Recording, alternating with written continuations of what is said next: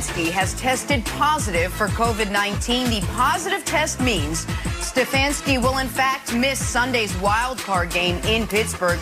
It also means he'll be handing over the play calling duties to offensive coordinator Alex Van Pelt. Stefanski was one of 5 positive tests within the organization. Browns also be without Pro Bowl guard Joel Bitonio. So Browns have their work cut out for them. Brandon, I'll start with you. As a player, tell me, how much harder will it be for Baker and the Browns to pull off the upset without having their head coach there? Woo.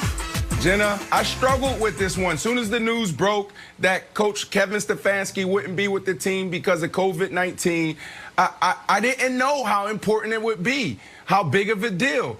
So I started writing a few things down. I wrote down, all right, what does a coach bring to the table? What are the intangibles? Leadership, game management, play calling, and then also experience. So when you think about leadership, I think that the Cleveland Browns won't miss his leadership.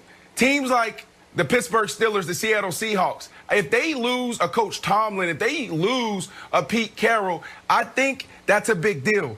Game management, I don't know. This is a huge deal, but I don't know if this is where he thrives. I don't know if this is his place of genius, talking about Coach Kevin Stefanski. A lot of these coaches these days have experts sitting in a booth in their ear talking about situational football, talking about game management. I think they can get that covered by their special teams coach, and if they have a guru sitting in the booth. Play calling. This is a big deal for the Cleveland Browns. There's a lot of head coaches out there that are also play callers. You look at Coach McVay out in Los Angeles. And Kevin Stefanski, this is his place of genius. This is where they could potentially be really hurting come game day. Because when you look at him, it's not about just creating plays. It's about, can you dial it up? Okay, it's 3rd and 2 and 3. We've shown them 70% of the time we are going to hand the ball off. Is this the time to pull the ball, get Baker out,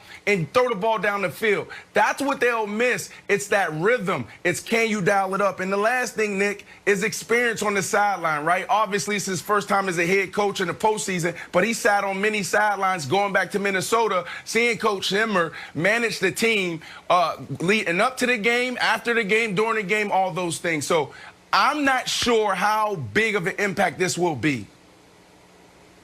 So I think it's a pretty massive impact, and I think it's a massive impact for this year and for next year, because you mentioned experience, and this now robs Kevin Stefanski of gaining playoff experience this year.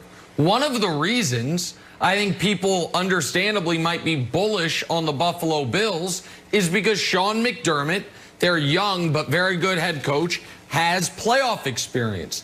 Even if the Browns were going to go one and done, lose their first playoff game, that could be, as I've talked about all year, the building blocks they have to go through. It could be a positive experience for Stefanski to learn what he did right and what he did wrong.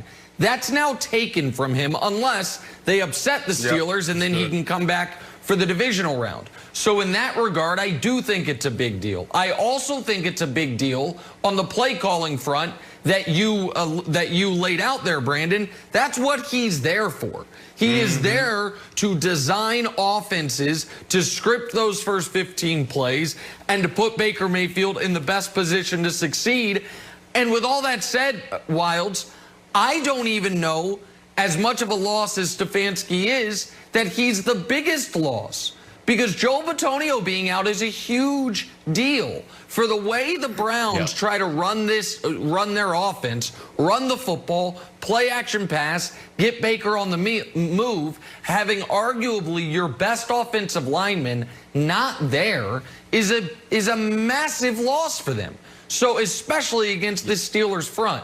So for all these reasons, a game that I think I was leaning towards picking that the Browns to upset the Steelers, I now have to reevaluate entirely. And by the way, the line moved from 3.5 to 6. So I think a lot of people are reevaluating the chances Cleveland has of winning this game.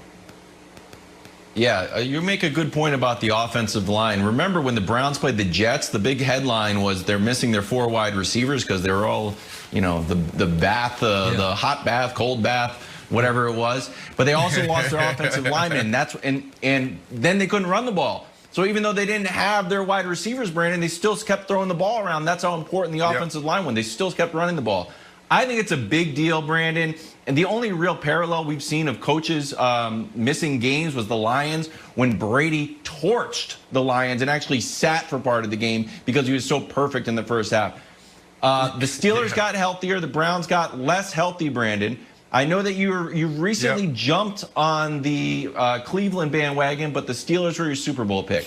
Does this move your heart in any one direction? I know you're a hometown hero Steelers, but now, like, the Browns are even more underdogs. Does it make you want to root for the Browns a little bit more against the Steelers?